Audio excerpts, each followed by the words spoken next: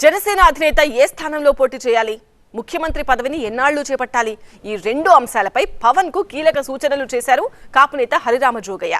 TDP Janasena కూటమిలోకి BJP చేరికపైన ఆసక్తికర వ్యాఖ్యలు చేశారు. మరోవైపు ముద్రగడ అడుగులు ఎటువైపు అన్నదానిపై సస్పెన్స్ కొనసాగుతూనే ఉంది. ఏపీ రాజకీయాలు కాపు నేతల చుట్టూ తిరుగుతున్నాయి. ఓవైపు ముద్రగడ ఇంటికి జనసేన నేతలు క్యూ కడుతుంటే, ఇంకోవైపు పవన్ కు మాజీ మంత్రి హరిరామ జోగయ్య లేఖ రాయడం పొలిటికల్ గా హీట్ పుట్టించింది.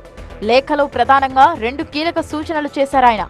మొదటిది, నర్సాపురం, భీమవరం, తాడేపల్లిగూడెంలో ఏదో ఒక స్థానం నుంచి పవన్ పోటీ చేయాలని సూచించారు.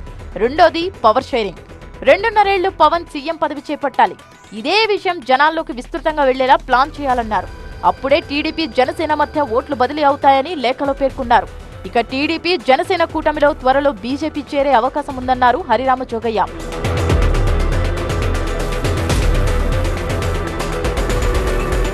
కాపు ఉద్యమ నేత మాజీ మంత్రి ముద్రగడ పద్మనాభం నివాసానికి జనసేన నేతలు క్యూ కడుతూనే ఉన్నారు.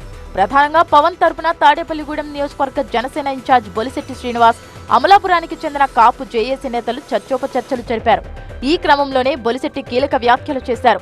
ముద్రగడను పవన్ స్వయంగా పార్టీలోకి ఆహ్వానిస్తారని అన్నారు. కెర్లంపూడి వచ్చి స్వాగతం పలికి ఆయన పార్టీలో తీసుకునే కార్యక్రమం చేపడతాం.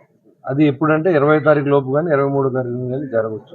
అది ఆయన నేనే వెళ్తాను, ఆయన నేనే ఇలా ఆహ్వానిస్తాను, పెద్ద అయింది ఉద్యమ నాయకుడు ఆయన అని పవన్ కళ్యాణ్ గారు కూడా చెప్పడం, నిన్నే మాట్లాడడం, నేనే మాట్లాడాను.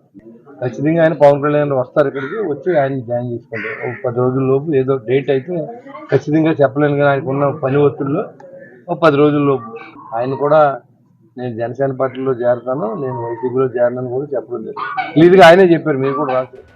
ఉభయ గోదావరి జిల్లాల్లో ఎవరికి పట్టు చిక్కితే వాళ్లదే అధికారమన్న సెంటిమెంట్ ఉంది. అందుకే ఉభయ గోదావరి జిల్లాల్లో బలంగా ఉన్న కాపు సామాజిక వర్గాన్ని తమ వైపు తిప్పుకునేందుకు అన్ని పార్టీలు ప్రయత్నిస్తున్నాయి. టీడీపీ జనసేన పొత్తుతో ఉభయ గోదావరి జిల్లాల్లో మెజార్టీ సీట్లు సాధించేందుకు చంద్రబాబు, పవన్ ప్రణాళిక వేసినట్టు స్పష్టమవుతోంది.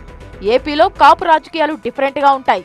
టీడీపీ అధికారంలోకి వచ్చినా, వైసీపీ అఖండ విజయం సాధించినా అందులో కాపుల పాత్ర కీలకంగా కనిపిస్తుంది. వేరువేరు వర్గాలతో పాటు కాపుల మద్దతును కూడగట్టే పార్టీనే అధికారాన్ని దక్కించుకుంటుంది. 2014లో టీడీపీ జనసేన కూటమికి, 2019లో వైసీపీకి అండగా నిలిచిన కాపులు వచ్చే ఎన్నికల్లో ఎవరి వైపు ఉంటారన్నది ఉత్కంఠగా మారింది.